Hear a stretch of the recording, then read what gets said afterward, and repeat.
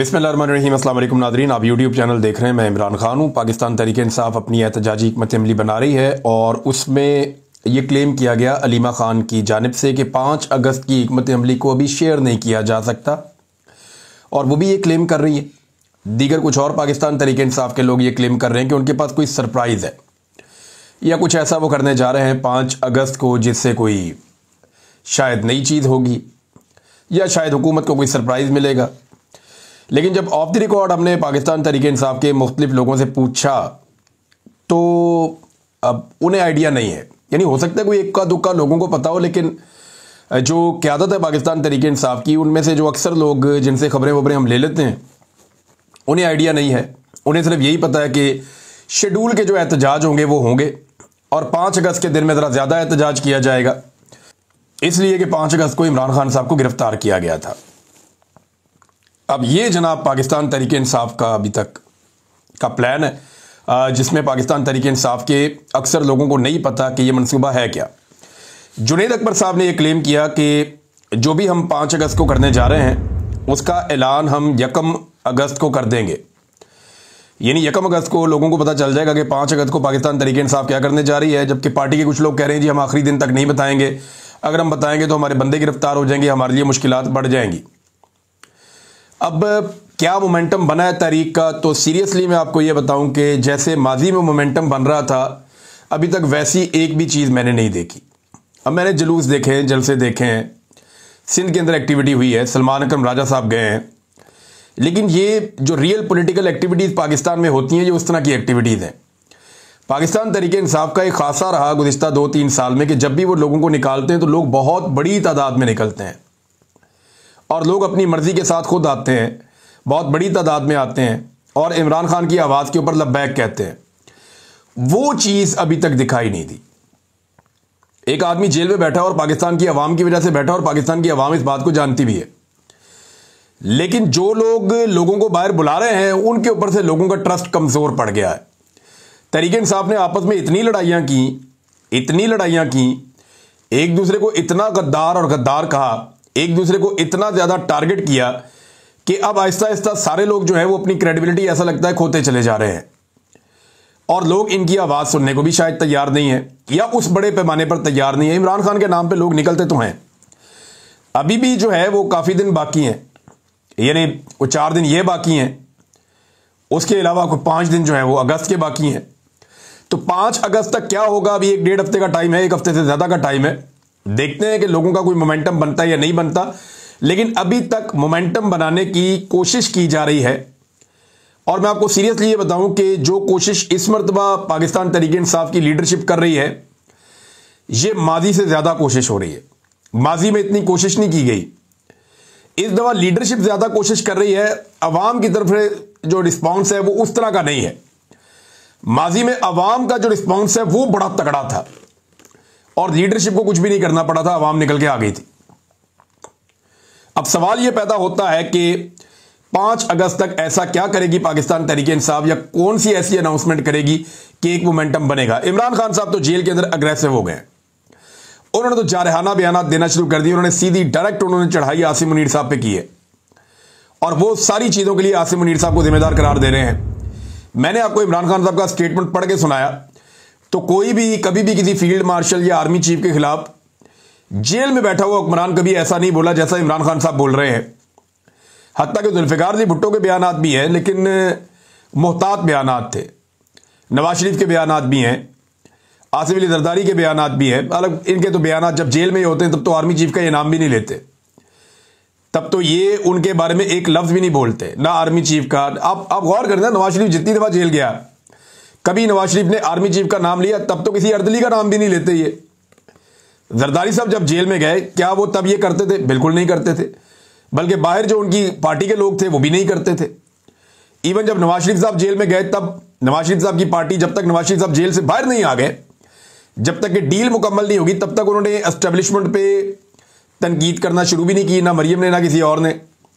तो ये बड़ा क्लियर है कि इमरान खान ने जेल में बैठकर एस्टेब्लिशमेंट के साथ वो कर दी है जो कोई और लीडर जिसका तसव्वुर भी नहीं कर सकता। और इमरान खान एक्चुअली एक ब्रांड है। मैं आपको बताता हूं ना, जाती तौर पे मैं यहां अभी बरतानिया में हूं, तो यहां पहुंचने से पहले मैं कुछ 10 के करीब मुल्क फेरा हूंगा।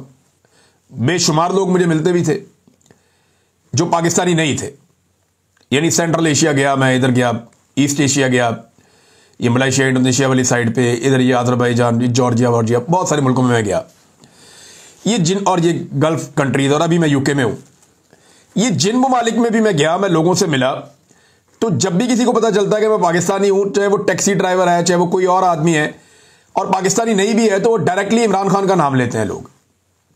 ये हकीकत है। जितने लोग पाकिस्तान से बाहर रहते हैं या ट्रैवल करते हैं, वो जाएं दुनिया के जिस मर्जी मुल्क में जाएं, वो जैसे ही किसी को मिलेंगे वो आपको इमरान खान का नाम लेगा।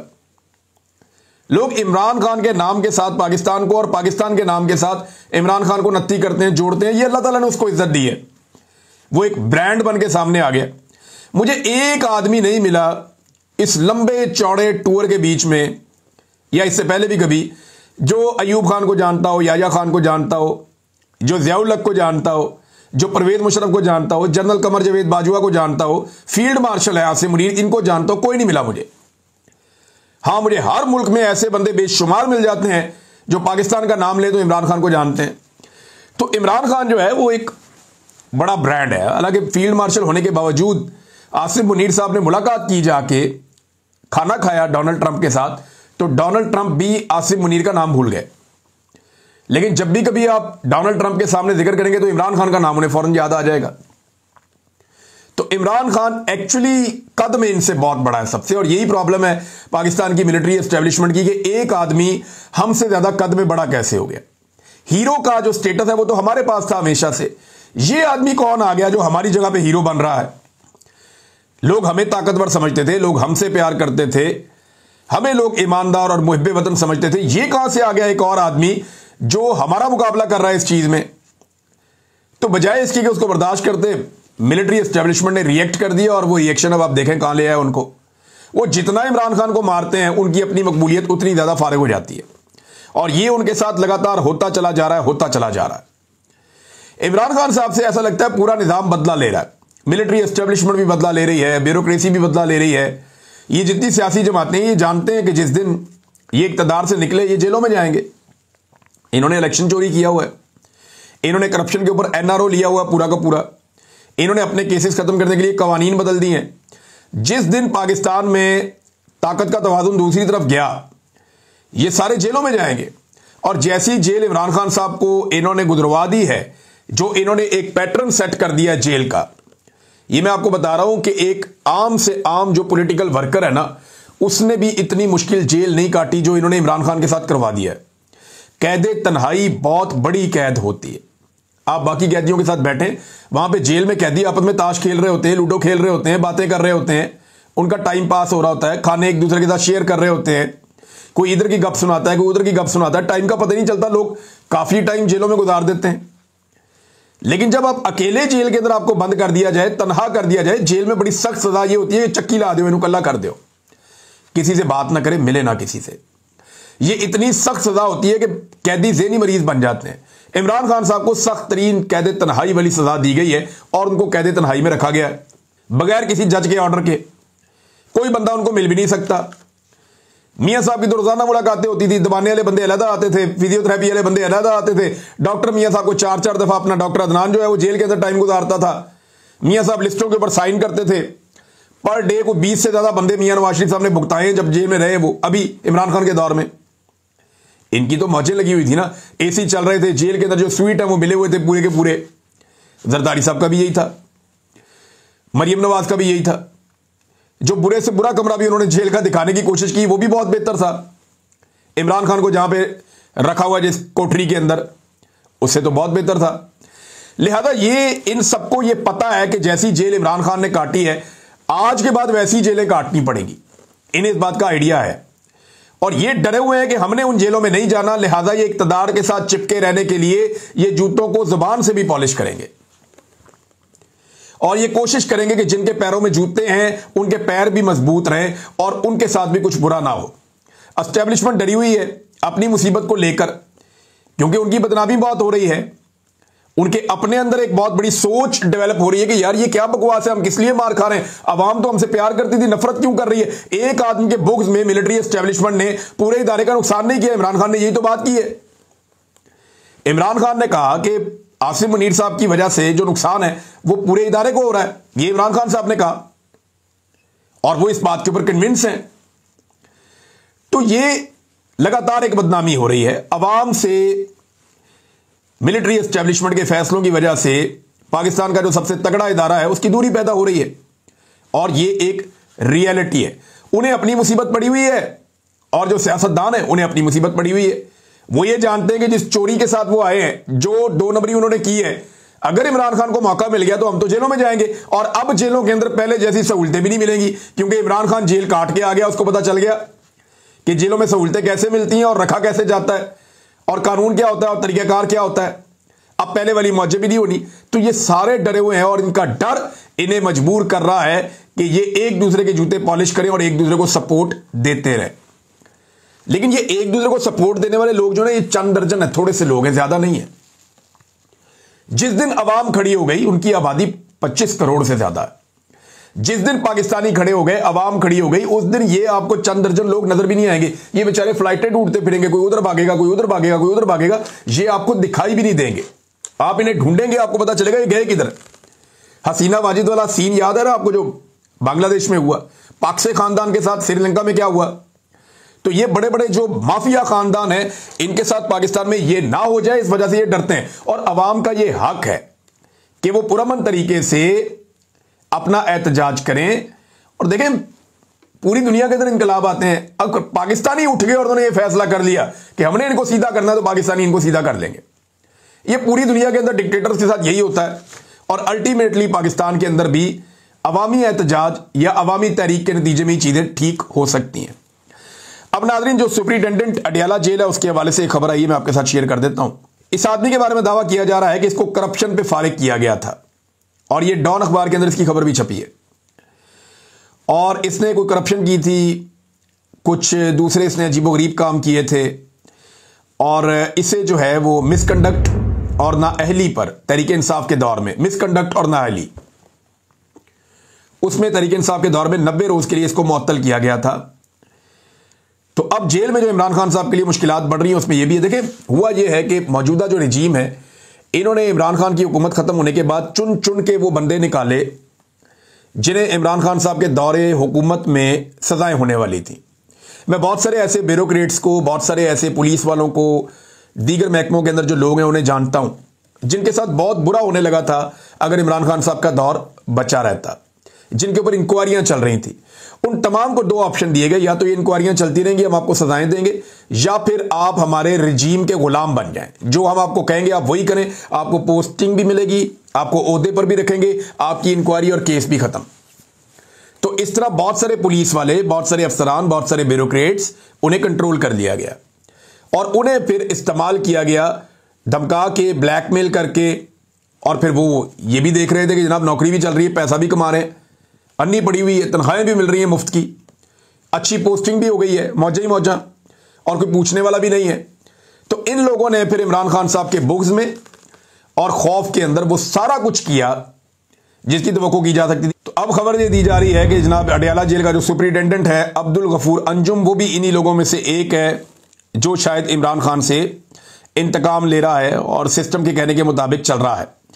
नाज़रीन, इसहाक डार साहब ने, अच्छा मैं एक चीज में आपको और बताऊं कि मिलिट्री एस्टेब्लिशमेंट को कोई फर्क नहीं पड़ता कि कोई करप्शन करता है या नहीं करता, कोई मिसकंडक्ट करता है या नहीं करता, उन्हें कोई फर्क नहीं पड़ता कोई बंदा जो है वो नाअहली करता है या नहीं करता। उन्हें कोई, उनका मफाद जो है वो सेफ रहना चाहिए। अगर कोई एस्टेब्लिशमेंट के मफाद के खिलाफ नहीं जा रहा और एस्टेब्लिशमेंट जब उसे जो हुक्म जारी करती है वो उस हुक्म को पूरा करता है, तो एस्टेब्लिशमेंट को इस चीज से कोई सरोकार नहीं है कि वो बंदा करप्ट है, बेईमान है, लूट मार कर रहा है, पाकिस्तान को नुकसान पहुंचा रहा है, पाकिस्तान के इदारों को तबाह कर रहा है, रिश्वत और सिफारिश के ऊपर कारबंद है। इससे कोई फर्क नहीं पड़ता पाकिस्तान की एस्टेब्लिशमेंट को, जब तक कि वो आदमी डिलीवर करता रहता है एस्टेब्लिशमेंट को। ये बड़े राजी रहते हैं ऐसे बंदों से। और मैं, क्योंकि मेरे दोस्त हैं बहुत सारे जो लोग एस्टेब्लिशमेंट को सर्व करते हैं, उनके अंदर जो रहते हैं, जो वहां पे नौकरी करते हैं, फौजी हैं, मुझे 1-2 दोस्तों ने बड़ा क्लियरली बताया और एक दिन कहा जी हमें सबसे ज्यादा सूट वो बंदा करता है जो करप्ट हो, उससे हम जो मर्जी काम ले लेते हैं। दूसरा बंदा वो सूट करता है जिसको यानी उसको पंजाबी में उसने एक मिसाल दी, मैं यहां दे नहीं सकता, लेकिन उसने ये कहा कि वो आदमी जो किसी ओहदे का अहल नहीं है और उसको उस ओहदे पे लगा दिया गया, वो बड़ा सूट करता है कि वो अपने आप को उस ओहदे पे रखने के लिए हमारी सारी बातें मानेगा। एक वो बंदा जो मेरिट के खिलाफ लग गया, वो इनको सूट करता है। दूसरा जो करप्ट आदमी है, वो इनको सूट करता है। और तीसरा वो ये कहते हैं जिस आदमी में बहुत ज्यादा शौक होता है ना आगे बढ़ने का, अपनी नौकरी को सेव करने का, जो अपनी नौकरी से बहुत प्यार करता है, तो वो सब कुछ अपनी नौकरी को समझता है, वो आदमी भी हमें सूट करता है। हां, जो आदमी जिसका अल्लाह पे तवक्कल हो, जो आदमी अपनी नौकरी को ईमान समझ के करता हो कि मैंने ठीक काम करना है, गलत नहीं करना, वो इनको सूट नहीं करता। और ऐसे लोग ज्यादातर एस्टेब्लिशमेंट की नजर में खुड्डे लाइन ही लगे रहते हैं। तो कोई फर्क नहीं पड़ता उन्हें कि कोई करप्ट है, बेईमान है, कोई फर्क नहीं पड़ता। डार साहब ने नाजरीन अपने बयान के ऊपर एक तौजीह पेश की है, यानी ये बताने की कोशिश की कि जनाब अपने बयान को मैं जवाब दे रहा हूं। डार साहब कहते हैं, मेरे गुज़िश्ता रोज Atlantic Council think tank Washington में इमरान खान के केस के बारे में सवाल के जवाब में डॉक्टर आफिया के केस के हवाले को सियाको सबाक से हट कर लिया जा रहा है। यह सियाको सबाक जो लफ्ज है ना, एक तो ये पाकिस्तान के गिट्टे गोडों में बैठ गया। जब भी किसी बंदे का कोई बयान निकालो और निकाल कर लगाओ ना, वो कहता है सियाको सबाक। किसी स्कॉलर का बयान उठा के आप लगाएं, सियाको सबाक। किसी मौलवी का बयान उठाए, उसके ऊपर आप जवाब दें, सियाको सबाक। भाई ताड़ी 6-6 घंटे दियां तकरीरां चुक के लाइए हुन, ऐसे तो नहीं हो सकता जी। सियाको सबाक से हट के वो सवाल भी पूरा सुन ले, वो जवाब भी पूरा सुन ले। सियाको सबाक किधर से आ गया? सादा सवाल उसने किया था कि पाकिस्तान में इमरान खान को विक्टिमाइज किया जा रहा है और जो ड्यू प्रोसेस ऑफ लॉ है उसको फॉलो नहीं किया जा रहा, और इमरान खान की पाकिस्तान में और पाकिस्तान के बाहर बहुत फॉलोइंग है। तो जवाब इन्होंने दिया, जनाब जैसे आफिया सिद्दीकी को अमेरिका में सजा हुई है, ऐसे इमरान खान को पाकिस्तान में दुरुस्त सजा हुई है। जस्टिफाई कर दिया डार साहब ने। ये डार साहब आपने किया है। अब ये कोई आप सोशल मीडिया के दौर में डार साहब, ये कोई 80 की 90 की दहाई नहीं है जहां आप लोगों को बेवकूफ बना लेंगे कि अमेरिका में जाके कोई और स्टेटमेंट दे दिया और पाकिस्तान में आके कोई और स्टेटमेंट दे दिया। उधर उनको भी बेवकूफ बना लिया, इधर इनको भी बेवकूफ बना लिया। ये लोग अब रोटी को चोची नहीं कहते, ये हर चीज जान गए हैं। आपका स्टेटमेंट अब तो आर्टिफिशियल इंटेलिजेंस है। 5 मिनट के अंदर आपका जो अंग्रेजी का बयान है उसकी उर्दू में ट्रांसलेशन ऑडियो के साथ अवेलेबल थी सोशल मीडिया पे। तब ये साफ कर दी लोगों ने डार साहब की। अब डार साहब अपने बयान से भाग रहे हैं, लेकिन डार साहब को क्योंकि ये पुराने दौर में रहते हैं ना, इनको आइडिया नहीं था कि वहां पे कहना क्या है। इन्होंने अमेरिका में बयान कुछ और दिया और पाकिस्तान में आने से पहले अब क्लैरिफिकेशन दे रहे हैं, लेकिन क्लैरिफिकेशन नहीं बननी, आपकी हकीकत और सच जो है वो लोगों के सामने आ गया और आपके अपने मुंह से निकल कर आ गया। नाज़रीन, एक और जो डेवलपमेंट है वो इस्लामाबाद में बड़ी अजीबोगरीब ही है। तरनौल का इलाका इस्लामाबाद का, वहां पे कोई गधे का गोश्त जो है वो बरामद हो गया। जिंदा गधे भी पकड़े गए और कोई 25 मन गोश्त जो है वो पकड़ा गया। अब ये गोश्त कहां जा रहा था, किन होटलों को जा रहा था, कहां बेचा जा रहा था, कौन लोग इन्हें खा रहे थे, यानी खोते का गोश्त खिलाया जा रहा है शहरियों को। ये पहली दफा नहीं हो रहा। लाहौर में बड़ा अरसा खोते का गोश्त शहरियों को खिलाया गया, उसके बाद कुछ और इलाकों में खोते का गोश्त शहरियों को खिलाया गया। मैं हैरान होता हूं कि इस्लामी जमहूरिया पाकिस्तान है और वहां पे लगातार कार्रवाई डलती रहती है। जब खोता खिलाने वालों की आपस में लड़ाई हो जाए तो उनमें से एक मुखबरी कर देता है, तब पता चलता है जाके इंतजामिया को। तो ये फूड अथॉरिटी ने छापा मारा है। फूड अथॉरिटी के छापे का मतलब है कि ये खुराक के लिए इस्तेमाल हो रहा था, और किसी मकसद के लिए इस्तेमाल होता तो कोई और महकमा आ जाता। जनाब जिंदा गधे भी पकड़ लिए वहां से, गधों का गोश्त भी वहां से उठा लिया। अब पता नहीं गधों का गोश्त किस किसने खाया और किस किसने खिलाया। इससे पहले भी बहुत खिलाया गया। मैं यहां पे गैर मुस्लिम मुल्क है जहां पे हूं, जिस दुकान के ऊपर छोटा सा लिखा हुआ होता है ना हलाल, लोग आंखें बंद करके खरीद लेते हैं, क्योंकि लोगों को पता है यहां पे अगर हलाल की जगह कुछ और हमें मिला ना तो इसका सारा कारोबार ठप हो जाएगा, बंद हो जाएगा, ये जेल चला जाएगा, ये छूट नहीं सकेगा। लेकिन पाकिस्तान में परवाही किसी को नहीं। खोते खिलाई जा रहे हैं, जानवरों का गोश्त खिलाई जा रहा है। वो एक बंदा कच्चू कुम्मे खिला रहा था लोगों को, कछुओं का गोश्त दे रहा था। हैरत होती है मुझे। और यार थोड़े अरसे के बाद इस तरह का एक स्कैंडल आ जाता है पाकिस्तान में, लोगों को अपना मरना ही भूल गया, उन्हें पता ही नहीं है, यानी जो मर्जी लोगों को खिलाई जाएंगे। और हुकूमत जो है वो तो बस एक ही काम पे लगी हुई है कि उन्होंने सारे इदारों ने मिलकर पॉलिटिक्स ही करनी है। पहले सारे रल के कराची में मार रहे थे एमक्यूएम को, उसके बाद टारगेट किया गया खैबर पख्तूनख्वा में जमातों को, फिर फैसला हुआ जी अब फलां जमात को मारना है। आजकल पीटीआई के पीछे चढ़े हुए हैं सारे रल के, सारी पुलिस यही काम कर रही है, सूबाई महकमे ये काम कर रहे हैं, जिले हुकूमतें ये काम कर रही है, एस्टेब्लिशमेंट ये काम, सारे एक काम कर रहे हैं, बाकी सारे काम इन्होंने छोड़ दिए। नाज़रीन, एक और खबर है और ये खबर गाजा से है। गाजा में हर 3 में से 1 शख्स, यानी 1/3 गाजा के जो लोग हैं वो कई दिनों से भूखे हैं, उन्होंने खाना नहीं खाया। गाजा की जितनी आबादी है उसकी 1/3 कई दिनों से भूखी है, उन्होंने खाना नहीं खाया। और जो गाजा में काम करने वाले सहाफ़ी हैं, जो कई आलमी इदारों के साथ मुंसलिक हैं, वो भी अपने ख़ानदान वालों के लिए खाना मुहैया नहीं कर पा रहे। रोज़ाना 50 से ज़ायद लोग ऐसे हैं जो खाने के इंतज़ार में शहीद हो जाते हैं, वहाँ उन पर अटैक हो जाता है और वो शहीद हो जाते हैं। और इससे दुनिया हिल गई है। यूरोपीय ममालिक इसके ऊपर रोला डाल रहे हैं, इसके ऊपर बात कर रहे हैं, इसको रोकना चाहते हैं।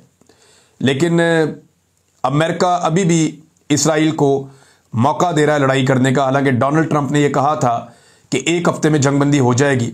आज उस बात को भी मेरे ख्याल में 3 हफ्ते होने वाले हैं और जंगबंदी होने की बजाय मज़ीद खून बह रहा है, लगातार खून बह रहा है गाज़ा में, और दुनिया इसको रोकने में नाकाम है। सारी दुनिया को इसके लिए आवाज़ उठानी चाहिए। ये एक इंसानियत का मामला है और ज़्यादातर लोग जो अपने अंदर इंसानियत रखते हैं वो हर किस्म की कत्लो गारतगिरी के ख़िलाफ़ आवाज़ उठाते हैं, जिनमें गाज़ा का भी एक मसला है। और इसमें एक बड़ा इंपॉर्टेंट रोल हो सकता था अरब ममालिक का, लेकिन बदकिस्मती है कि हमने वो रोल प्ले होता हुआ नहीं देखा। अब तक के लिए इतनी, अपना ख्याल रखिएगा, अपने इस चैनल का भी। अल्लाह हाफ़िज़।